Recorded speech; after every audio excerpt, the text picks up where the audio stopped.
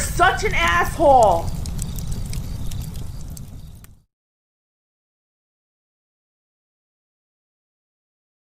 Hey, there we go. How you guys doing? I forgot to add myself. We have a PSA from a nice gentleman. Hi, I'm in complete agreement with you to avoid working for startups. I work for one at lower pay in exchange for equity. Oh, foolish man. The founders had connections that promised that even if they failed to make a profit, they'd be bought out. Okay, all right. I left the company and made the mistake of exercising my options. Unfortunately, I also signed an NDA. Oh, that's another thing. Yeah, you can't go work. Okay, look, forget whether this is a startup or not. You never sign an NDA or a non-disclosure. Okay, I can understand a non-DA. I'm sorry, I'm confused. You never sign a non-compete. A non-disclosure arrangement. That's basically that's protecting their copyrights and their patents, but you never sign a non-compete. And it's like, and you ask, like, I'm working a side job, and then Google will be like, what? You're not committing to the cult? You have people aside from us, a life outside of Google? How dare you? You say, no, I'm working a job. You're not, my private life is my private. If you don't like that, buzz off. But yeah, you never sign a non-compete. Unfortunately, I signed a non-disclosure agreement as part of the agreement. I can't go into detail on how I got screwed. I'll never sign any employment papers without having my own lawyers read them ever again. HR doesn't work for the employee ever. No. HR doesn't even work for the employer. HR is their own cult of witches that need to be burned at the stake. Often HR is part of the scam. No. A bunch of bitchy old middle-aged ladies who have cats aren't the friendliest. They lack a moral compass. Color me shocked. Are you saying the angry quasi-feminist 43-year-old who's facing menopause, dead in the eye, who like hates everybody, just hates everybody, she might not be on your team? Really? How much would a video that goes in the detail of the many scam startups used to cheat employees out of money, even if the company succeeds? Thanks, Anonymous Veteran. All right. I pulled up the troll face. Where did my image go? Here we go. Okay. So let's go over some of the lies. I'm going to talk about ESOPs.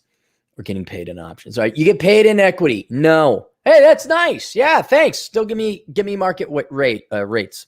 You can't spend equity or worthless shares, and most of them, 98% of them, end up worthless. Say, hey, great, I'll take some equity, and I'm going to take a fair market rate for my wage. You're going to pay me what I'm worth. You never take equity. Is like, oh, sure, that's nice, cool. It's like when you go over to a no state income tax place, those scum-sucking corporations will always be like, hey, and so you don't have to pay you don't have to pay income taxes at the state level, so we're going to pay you even less. It's like, no, how about you pay me the same amount or more, and then I get even more money. Like they literally will say, hey, so you don't need as much money because we have low state income tax. It means give us the tax savings to the corporation. So you never get paid. Get on the ground floor. There's just a touch of a kernel of seed of truth to this. You can get real world experience. Like you will get on the ground floor. You will get experience because they don't have the time to, like large corporations, to F around and like have you fax and file. Like if they need financial skills, they need financial. If they need programming, they need programmers. They're not going to have you do low level stuff or answer the phone. Of course, they won't be around. And the chances of them of like growing and becoming a large company, that's very minimal. But get on the ground floor. It's fine. If in the outside chance, okay, there's nothing wrong with it. You get on the ground floor, but the chances of that company growing is like less than 2%. And then you're already with a bunch of backstabby assholes. You're already dealing with the corporate politics of the executive level. And I'll just tell you this, working for any startup, there's usually one guy or a gal, like in the case of Theranos, you Google stalk the ever living fuck out of that. Okay. You Google stalk the hell out of them. And unless they're like, even if they're all right, I remember I worked for a .com one time. This guy was he was an engineer, mental psychopath, right? I mean, really, do they come from wealthy families? Do they have any real world working experience? You'll find out quickly when they start barking orders that are contradictory And when you ask them for things like, hey, what are we supposed to do here? And they can't give you an answer, then you get the F out. But ideally, you don't even get to that point. You Google stalk the hell out of all the executives, but especially the CEO, quote, the owner. Get paid in experience and money. Don't forget the money.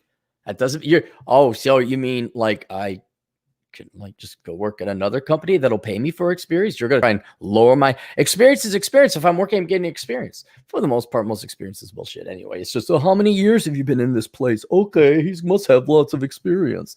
Then you go to the company and say, oh, all that stuff we need you to know. Oh, yeah, well, you don't really need it. We're going to have you learn this whole new thing that you could have learned at 15. I guess we could have started you then. But no, we want you to go get a degree. We're going to the top. No, they're not. When we launch our IPO, you'll be a millionaire. No.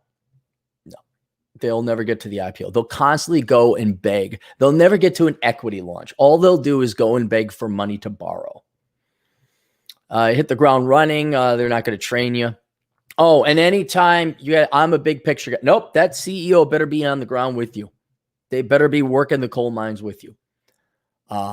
Those are all the lies, all the reasons you don't work for startups. Look, startups, here's what it is.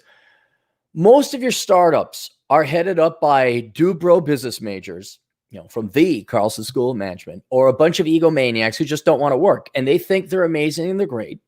And that they have this idea. And usually there's some dad money involved. Usually they come from wealthy families. They just don't want to work. And they also have ego on top of it. So they're going to call all the shots. They're the boss, and they get off on that more than they ever do actually getting some kind of profit. And 9 times out of 10 times, they're paying themselves a salary out of the investors' money. And so they do make some money. The CEOs do, the corporate executives do, but it's just it's almost akin to a nonprofit. They're never going to solve the problem, but boy, they're going to make a lot of money running and managing that nonprofit. You guys will pay them the money. But the larger point is that there is not only no real business or serious work there to be done. You are going to, if you've ever dealt with a psychopath, you're going to be tortured psychologically dealing with them, because they're going to yell at you and they're going to tell you to do one thing. They'll tell you to do another thing. A lot of this, you don't even have to be in a startup to happen. But these people, they're not there for reality. They're there to live the final and last luxury good of America, living the lie. I'm a CEO. Well, you need to make money. But I'm a CEO. I'm a nonprofit. Look, I'm a director. They're all about the title and lifestyle. And then the money goes away. And then what's really great about these startup CEOs is they never get over the fact that they'll never achieve that. It's like being the prom king or prom queen in high school. Like, that was your peak. It's all downhill from there. Because now there's a record of bankruptcy. There's been filings. There's a paper trail a mile long. And people could look these people up, say, oh, you failed, you failed, you failed. And so what, you think, what's her name? Elizabeth Holmes is ever going to work again? If they let her out of jail. So these people, it's one and done. They're the big flash of the pan, and then they go away. That's how it is. So you never, if they're younger, they don't have experience, they've never ran or started a company before. They can't explain the product to you or why this company is going to make money. Never. Now, you could contract for them. You could consult them, like, I'll work independent contract, but you don't sit on no meetings. No, you give me the work. You pay me in advance. It's another big thing. I get paid in advance. You want me to do it? Nope. I'll contract, but I'm not your employee. I'm working from home. So startups, look, they swindled some dope, some dupe, some bank, some venture cap, some angel investor out of millions of dollars. Get some of your money, man. If some old dopey, washed up dipshit boomer with gray hair can't figure out how to, well, I'm going to throw money and take it. Absolutely. But no, startups are they're the scum of the earth. They're egotistical egomaniacs. Now, when it comes to employee stock option plans or profit sharing plans, or even if it's a private stock in the company, again, you take it. Go ahead, take it, but not if it lowers your salary. All right. You can always take it. Yeah, fine, go ahead, take it. But you need to get paid for your time. You absolutely do. And so that's it. You really never work for a startup. You consult them, you contract for them, but you never work for them. Not only because they're not going to be around, you should always keep it as like secondary money, but working with these truly inferior people. these egomaniacs. It's not worth the mental health or the toll it's going to take on your mental health. All right, that's it. Any comments? Holy cow, look at that. Miguel Angel Casillas for $2. Where else are we going to play ping pong during breaks? Oh, I know. I remember I patrolled this building. There was this warehouse over on Washington Avenue in downtown Minneapolis, which is, now where all the rioting and shit occurs. They converted it, and all these .coms are in there. They had hammocks and air hockey. Yeah, those companies didn't last too long.